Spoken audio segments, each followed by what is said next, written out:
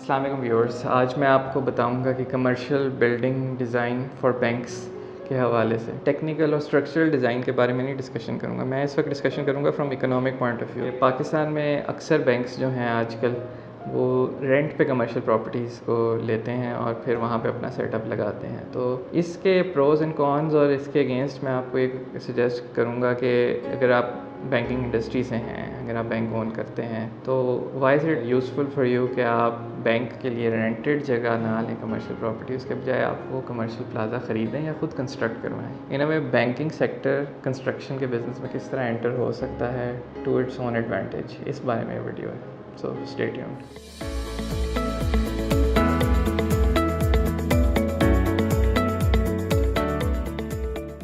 First step है again, एक जो बैंक है अगर वो रेंटेड प्रॉपर्टी को लेता है और वहाँ पे अपने ऑपरेशन सेटअप करता है, तो उसका सबसे पहला नुकसान तो ये होता है कि रेंटेड प्रॉपर्टी जो होती है वो डिज़ाइंड नहीं होती बैंक की रिक्वायरमेंट्स के मुताबिक। तो फर्स्ट ऑफ ऑल बैंक को काफ़ी ज़्यादा स्पेंडिंग इनिशियली अपफ्रंट करनी पड़ती है उसके इंटीरियर को डिज़ाइन करने में, उसमें with in the commercial property rooms create करने पड़ते हैं, लॉकर्स क्रिएट करने पड़ते हैं, अकाउंट्स क्रिएट करने पड़ते हैं, साथ आपको डिफरेंट उसकी एम्प्लॉयज़ के लिए जगह, कैश काउंटर्स वो बनाने पड़ते हैं। तो ये सब कुछ आपको बैंक की एक कॉस्ट है, कैपिटल कॉस्ट, जो कि उनकी एक ब्रांच को सेटअप करने में लग रही होती है। तो इस कॉस्ट को अगेन उन्हें बेयर करना पड़ता है अगर वो एक रेंटेड कमर्शियल प्रॉपर्टी ले रहे हैं। और इसके साथ साथ क्योंकि अगेन और टेनेंट्स भी होते हैं उस प्लाजा के अंदर, तो आपको सिक्योर भी करना होता है उस प्रॉपर्टी को, और उसको सिक्योर करने के लिए कई दफ़ा आपको रिटेनिंग वॉल्स भी नहीं बनानी पड़ती हैं, लिफ्ट की एक्सेस को ख़त्म करना पड़ता है या नई लिफ्ट्स लगानी पड़ती हैं बैंक के अंदर। तो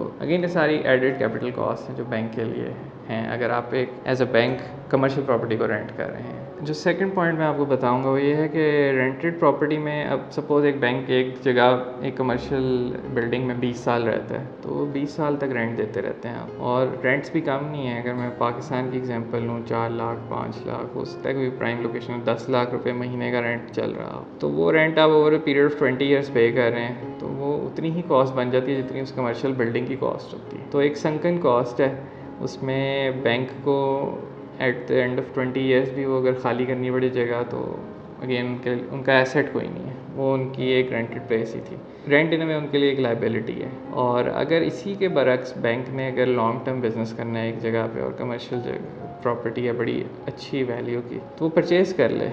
एक तो आपको उस बैंक को मंथली रेंट नहीं पे करना पड़ेगा उस जगह पे, सेकेंडली उस एसेट की value over the next 15-20 years बढ़ेगी, तो वो बैंक की बैलेंस शीट पे उसको एक एसेट के तौर पे भी शो हो सकता है और उनकी इनकम के तौर पे भी शो हो सकता है। मज़ीद ये अगर एक बैंक ने एक प्लाजा ख़रीदा, उसमें 3 फ्लोर्स वो अपने पास रख लें, बाकी फ्लोर्स को वो रेंट आउट कर दें, तो रेंट आउट करने का फ़ायदा है बैंक के लिए एक एडेड इनकम है, क्योंकि बैंक से अगेन उनके पास पैसा काफ़ी होता है, लिक्विड कैश, बड़े बड़े सेटअप्स हैं, बड़े बड़े उनके पीछे ग्रुप्स हैं इन्वॉल्व, तो उनको कैश का मसला नहीं है। लेकिन अगेन वो उस कैश को किस तरह यूटिलाइज़ करते हैं टू मैक्सिमाइज़ देयर प्रॉफिट्स, ये मेन चीज़ है।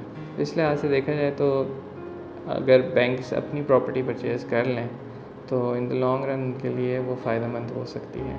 तो थर्ड पॉइंट है इन एडिशन टू दिस कि अगर बैंक ने रेंटेड प्रॉपर्टी ली हुई है तो उनके पास ये भी नहीं ऑप्शन कि आप उसकी रूफ टॉप पर सोलर लगवा लें और अपने इलेक्ट्रिसिटी बिल्स रिड्यूस कर लें, क्योंकि बैंक्स की इलेक्ट्रिसिटी कॉस्ट बहुत ज़्यादा है, बहुत ज़्यादा एयर कंडीशनर्स हैं, बहुत ज़्यादा लाइटिंग है और कंप्यूटर, ATM मशीन्स, बहुत ज़्यादा बिजली के बिल उनके होते हैं और अमूमन लाखों में होते हैं। तो अगर वो प्लाजा उनका अपना हो तो उसकी रूफ टॉप सोलर कर सकते हैं और वो ग्रिड को सेल कर सकते हैं बिजली, और उसके नतीजे में जो उनकी मंथली एक कॉस्ट आ रही है इलेक्ट्रिसिटी की, वो भी रिड्यूस की जा सकती है बैंक्स की। नेक्स्ट पॉइंट इसमें मैं ये बताऊंगा कि जैसे मैंने फर्स्ट पॉइंट में भी बताया था कि अगर रेंट पे ले रहा है बैंक एक प्लाजा, तो उसमें मॉडिफिकेशंस बहुत करनी पड़ेंगी, उसके स्ट्रक्चर में रिटेनिंग वॉल्स बनानी पड़ेंगी, इंटीरियर को डिज़ाइन करना पड़ेगा।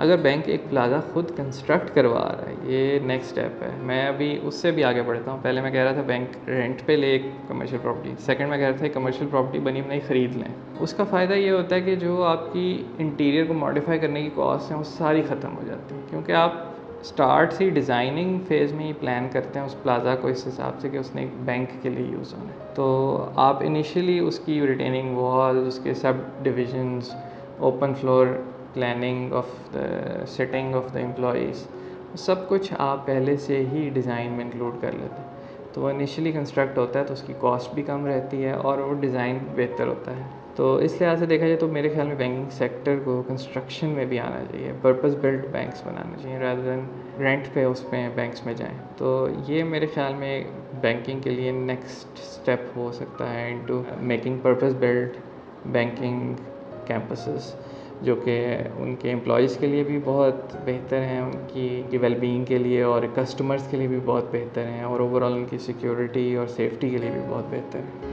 ये मैंने आपको कुछ स्टेप्स बताए बैंकिंग सेक्टर के हवाले से कि किस तरह से बैंकिंग सेक्टर अपने ऑपरेशंस को इम्प्रूव कर सकते हैं with shifting from the renting model to ownership model of the commercial property. और मैंने थर्ड स्टेज में उसमें ये भी थोड़ा हिंट दिया कि कंस्ट्रक्शन फेज़ भी बैंक अगर अपने अंडर ही कर ले। और एंड पे मैं आपको ये कहूँगा अगेन, आप चैनल को सब्सक्राइब करें, वीडियो को लाइक करें, बेल आइकॉन क्लिक करें ताकि आपको नोटिफिकेशंस के बारे में पता चलता जाए।